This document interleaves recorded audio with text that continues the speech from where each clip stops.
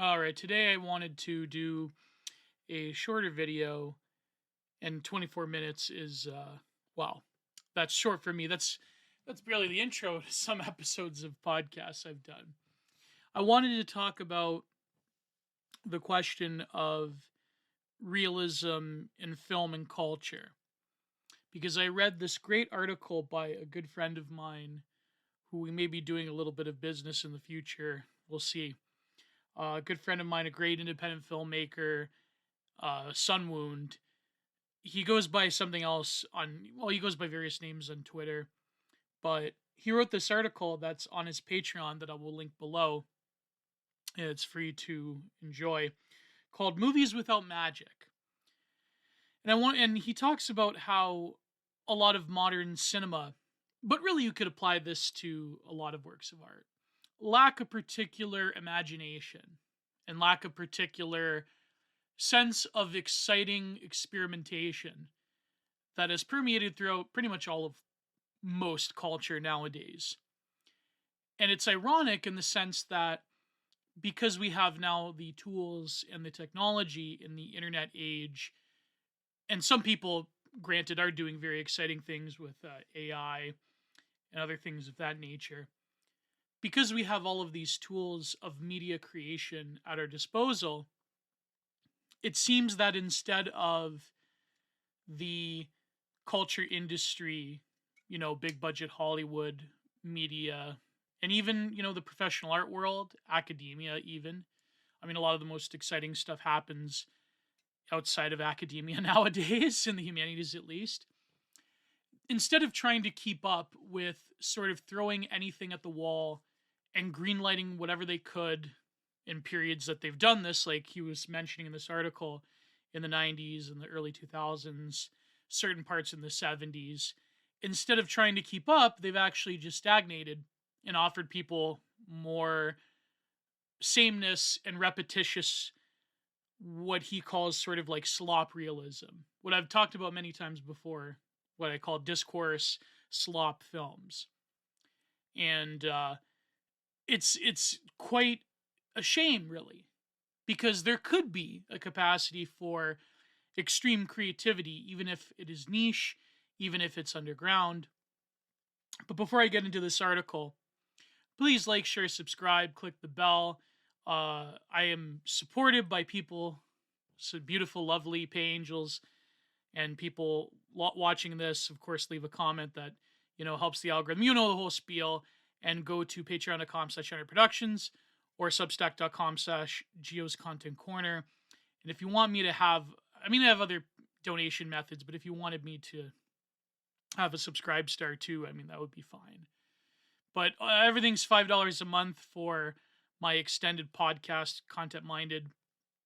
And I really do have to get around to doing exclusive art videos as well. So, and here I'm painting my first winter landscape, my first winter plein air painting.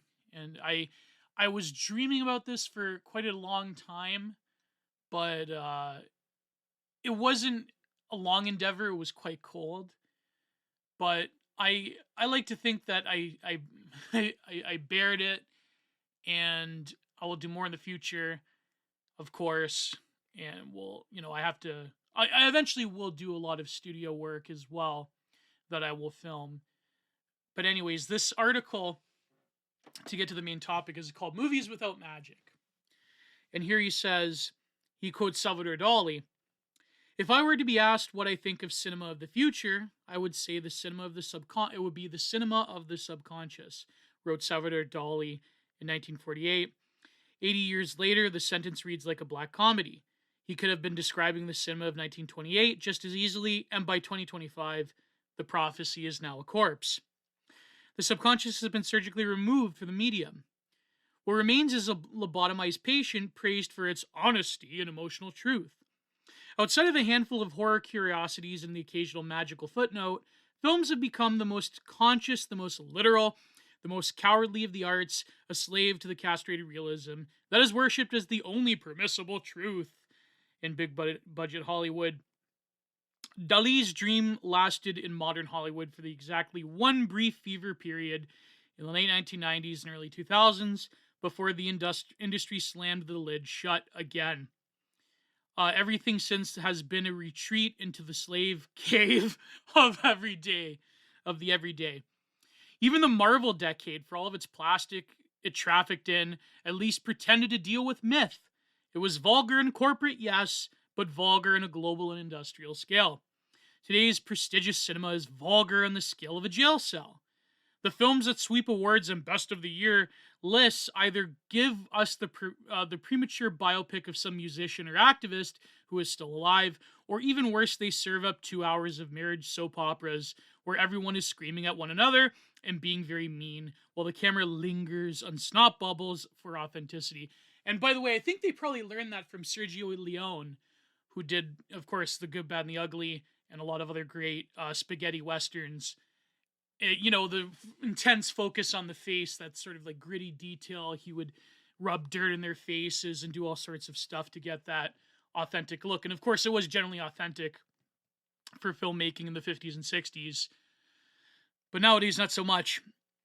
This is the drama of the minuscule, not even of the ordinary, but of the fundamentally mediocre. No fate, no hubris, no blood on marble. It is the dirt on your shoe, and not even mesmerizing the way the films of the 1960s and 1970s could make it. Young film lovers write life is not a Godard movie, but life can can be a Noah Baumbach film. It can be a Paul Thomas Anderson film, not only in content but also in form. These films lack even a distinctive editing style or acting quirks. They're also all agonizingly the same. They call it authentic. That should be banned from any discussion of art. The people who need art to be relatable are the creatively stillborn, the spiritually, I can't say that word in YouTube, the ones who mistake recognition for revelation. They want to see their own miserable lives lived out and reflected back at them with Hans Zimmer's terrible signature Vroom drone. I remember getting into a lot of heat on Digital Archipelago for criticizing Hans Zimmer tracks being all the same. When an actor produces the correct volume of visible tears and mucus after his annoying wife screams at him for an hour, the internet declares it the most realistic portrayal of a breakup ever filmed. That is not praise. That is a confession of spiritual poverty. And then he goes on about Francis Ford Coppola making Metropolis and nobody really cared, even though it was the most ambitious lifetime magnum opus film ever. Then he goes, the new official Cannes criteria demands that a film tells a touching human drama. Note the singular smallness of it. They no longer even pretend to want the story of humanity, the story of the species, the story of the gods, spitting down on our throats. They want the story of one human's feelings, preferably a sad one, but not too sad, preferably played by an actor who has a sad face, but is attractive enough. Even the vocabulary has been stolen. Surrealism and dreamlike are now marketing terms for anything that is merely dimly lit and slightly odd, but these films are not eruptions from the subconscious. They are meticulous, controlled, and awkward. If you remember that one film, I watched The TV Glow. That's probably what he's referring to. And we cannot blame public taste or so-called normies, because the same public would be thrilled to watch E.T. if it were made today. They would feel the same divine intervention. There's no good reason why the internet was winning the visual arts war. We live in an era of cinema with the least transgressions, the most common perversions. The need for true, unique storytelling, for assaulting visuals, for cruel disregard for politeness is not being met. AI brain rot fulfills this, and Zoomers crave that stimuli, that intense transportation, but not so-called high art is given to them, so they create their own version with juvenile humor. Wow, that's incredible. That says everything, really. I can't help but feel it contradicts a lot of the optimism that people were expressing around the time of the early internet and early digital technology, with its ability to sort of liberate the human unconscious, to record or in some cases manufacture dreams or dream worlds, to have media that becomes progressively more strange and weird, like some kind of bad trip. But really, it seems that what is a sort of subterfuge for what is deep and meaningful is basically a caricature of itself. It's the typical like millennial discourse film drama where people are, I remember that one viral clip from some movie with Adam Driver where him and his like on-screen wife or whatever, they're yelling at each other, and it's like as they yell louder, that it's more meaningful. And it seems that people really do want, it's something that H.L. Mencken said once. H.L. Mencken mentioned. He said about when people choose political leaders in America or any sort of Western democracy, eventually they'll choose a common man so common that they'll get exactly what they want, which is themselves. And that was a very, politically elitist take, but nevertheless, it was true. You don't want someone that is yourself. You want somebody who is exceptional to lead the pack. You know what I mean? And I think that there was a huge critique in the 50s, 60s, 70s, 80s with the rise of the New Left and the Frankfurt School. And I'm not bashing them, by the way. I'm not doing the typical like conservative thing, like, oh, the Frankfurt School, blah, blah, blah. There was an honestly, there was a warranted critique by writers like Adorno and Horkheimer and Marcuse, where they talk about how, and keep in mind, Marcuse had a way more critical view on the work of art and the popular work of art than even Adorno and Horkheimer. Because Adorno generally was an art appreciator and wrote whole volumes about the work of art, whereas Marcuse viewed the work of art as a fantastical land that ignores or gives you a form of escapism, and it shuts off that sort of capacity of class consciousness, which he was true to an extent. There's obviously like at that time, there was obviously like the Disneyland reality of media, where everything is perfect, everything's fantastical, everything is a Norman Rockwell painting. And that has been a mainstream left of center to far left critique of popular culture and the culture industry forever. And there is a lot of truth to that.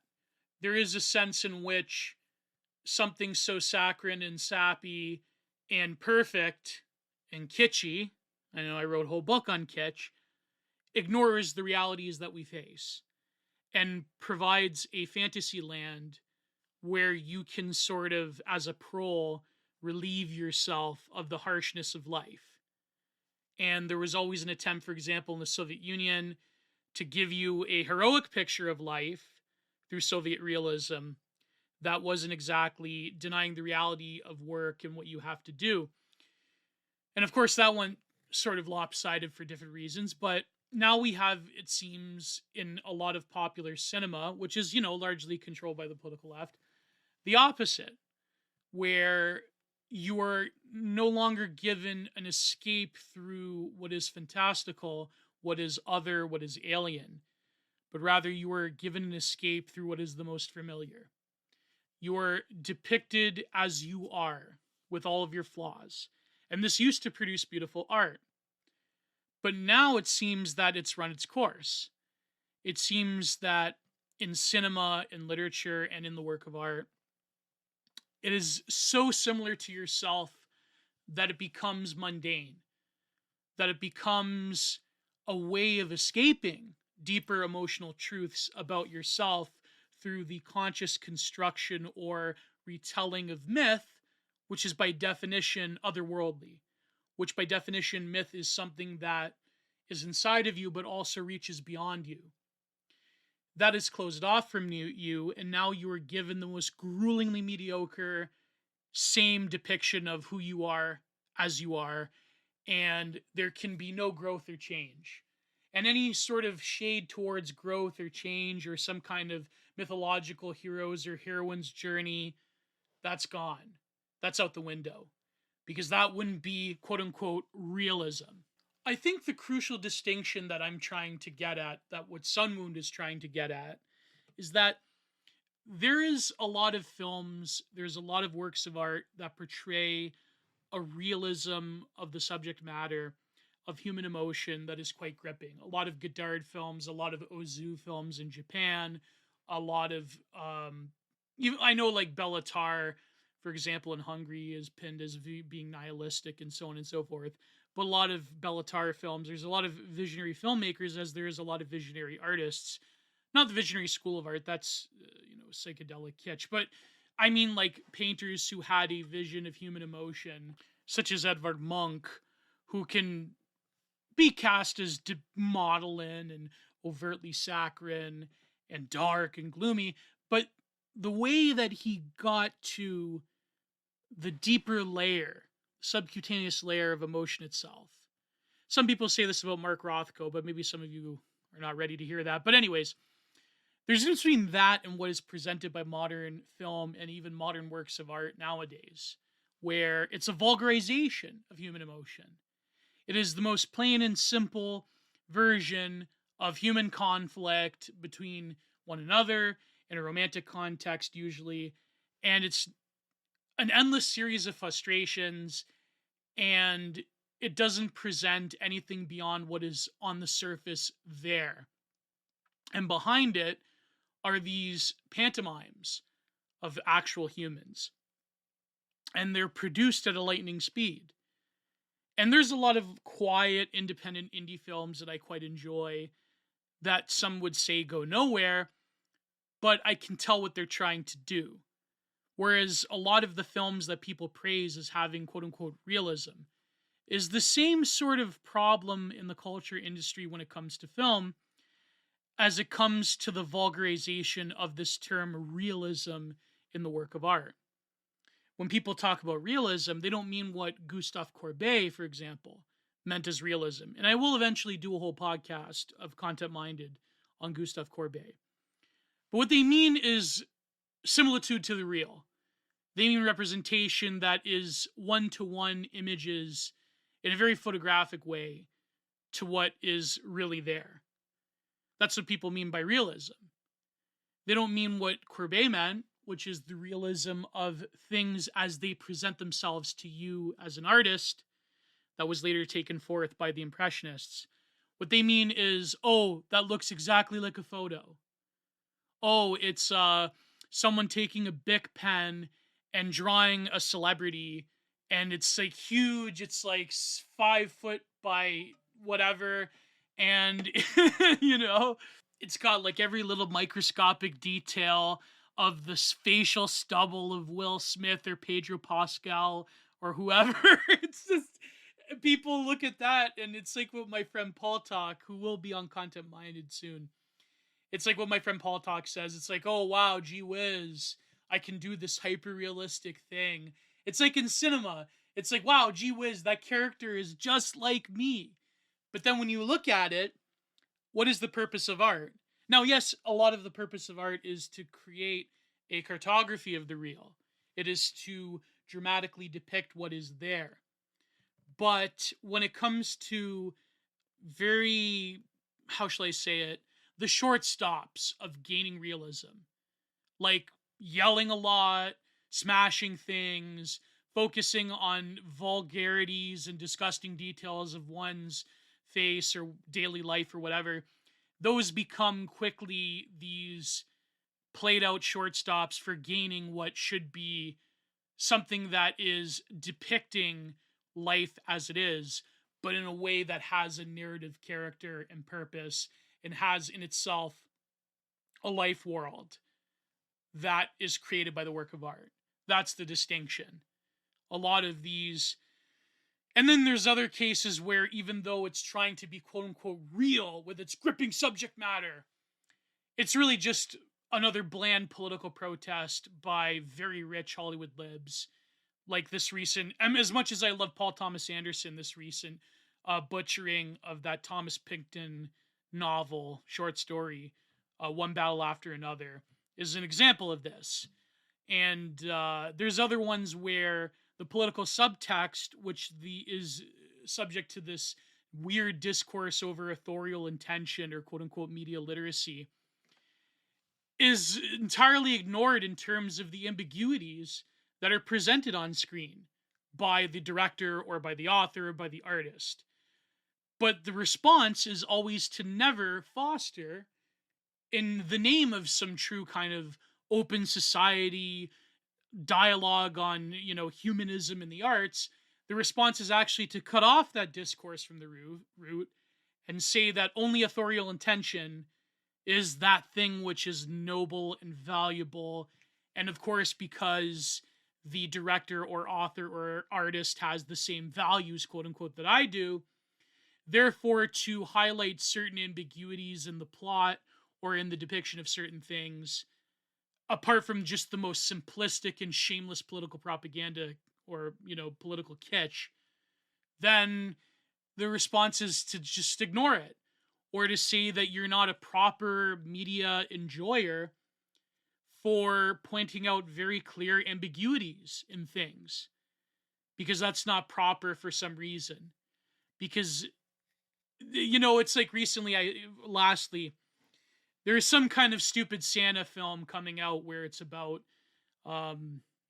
Santa's going around and butchering, let's say, political enemies of whatever.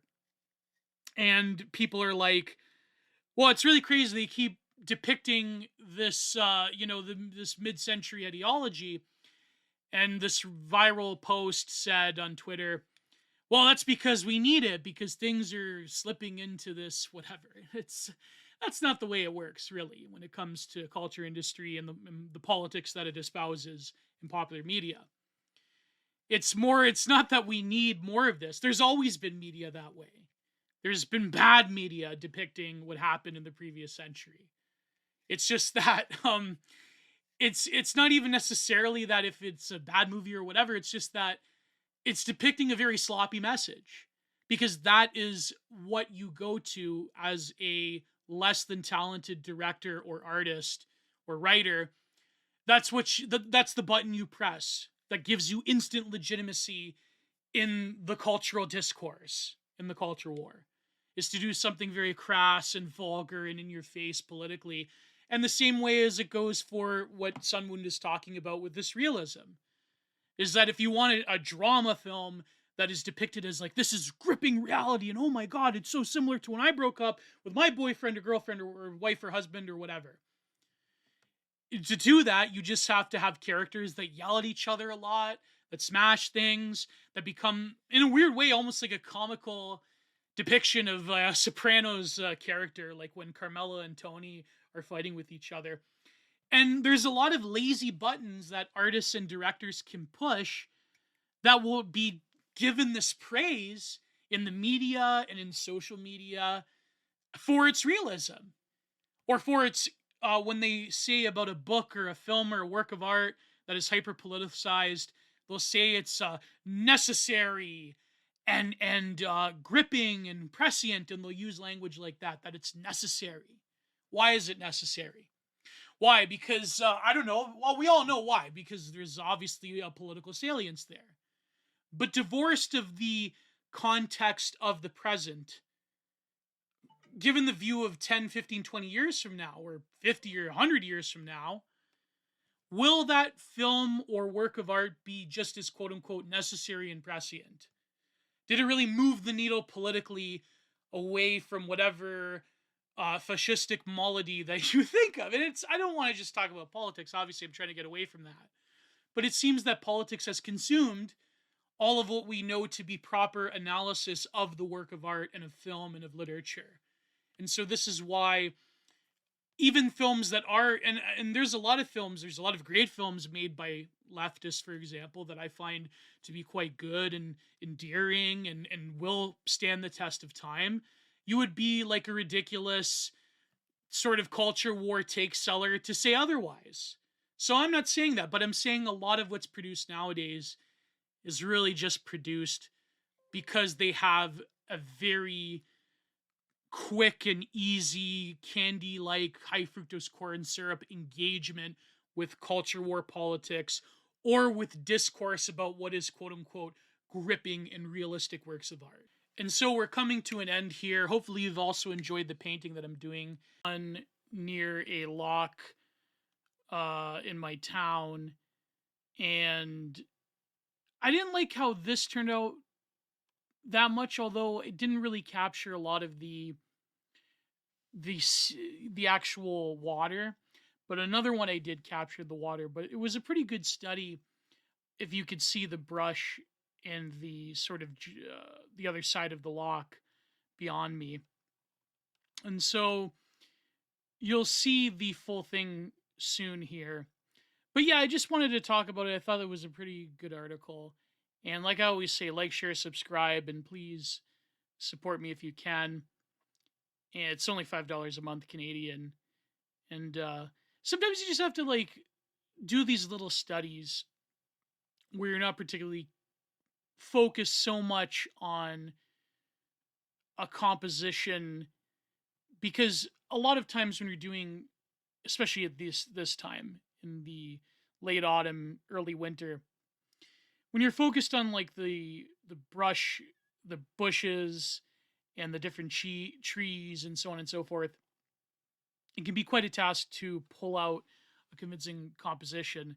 And I saw these little bands of light where a lot of these brushes and trees meet up onto the composition.